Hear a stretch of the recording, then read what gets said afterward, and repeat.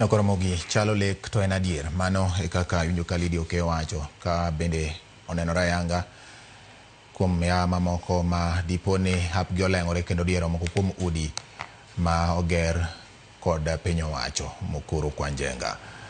Ogai mar duond bura mar ODM Raila Odinga onyiso Jokenya mondo oikre mar neno lemo ma kweth jotelo manodonjo e sirikal kowuok e duond bura mar ODM biro nyuolo ka osom bajet e dwe mar 6 ma higani.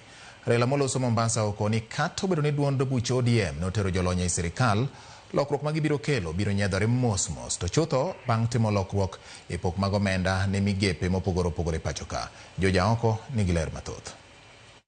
En romo mar higa ka higa mane okelo kanyakla riwruog jolony e weche mag omenda midendo ni ISPAC Mombasa. E romo no, ogai mar duond buch ODM migosi Raila Odinga mane en wendo moyiedhi ne osingo ne Jokenya duto lokruok maduong' e wi weche mag uchumi kokoni jolony mane gimiyo sirkal dhi pedho ayanga lokruogego kosom bajet e dwe manyien. ODM donated experts to government. But you know, it was just July last year. We are now in May. They have not done any budget.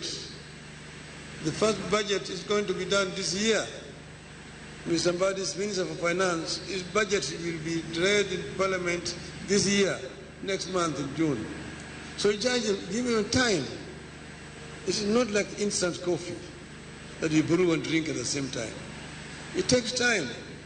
So give them time and you will see a difference. Ngur mosebedo kadhi nyime ewi chenro mag gedo mag udi manengogi ogonyore, okoni en mana achiel kuom ranyisi kuonde mag idhi time lokruok mar neno ni Jokenya duto yudo ratichgi. This housing levy people are paying is going to be converted into an investment so that if you don't get a house, you can be entitled to a refund in the future. So please give ODM time to show you how we can do it. Ne odhi nyime kod goyo oporo e paro mar dwaro ni agucho omenda mageto timo dongruok e kor gwenge NGCDF ogole lwet jood bura kendo chwale tend counties. Ma okoni yo makende manyalo jiwo chenro mag dongruok e kor gwenge kendo gayo weche mag mibadhi maluoro agucho omenda no e lwet jood bura. You wanted more money to go to the counties than is there. You said minimum 15%, but now that's where they have been stuck. If more money goes down there, a lot of more services can be provided. What expenditures go towards our counties?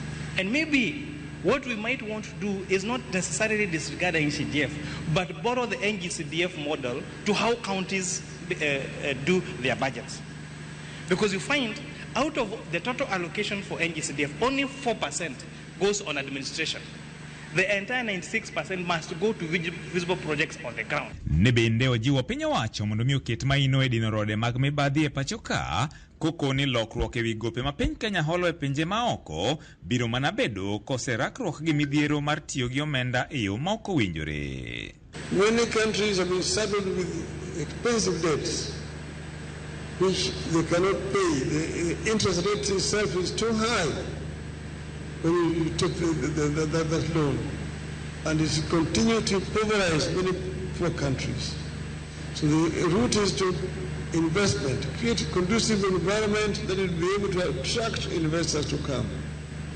We have a country that with a lot of potential. If we create an enabling environment, many investors will come to do those projects for which we are now going out to the national market to borrow funding to fund. George Aoko, Ramogi TV, Mombasa.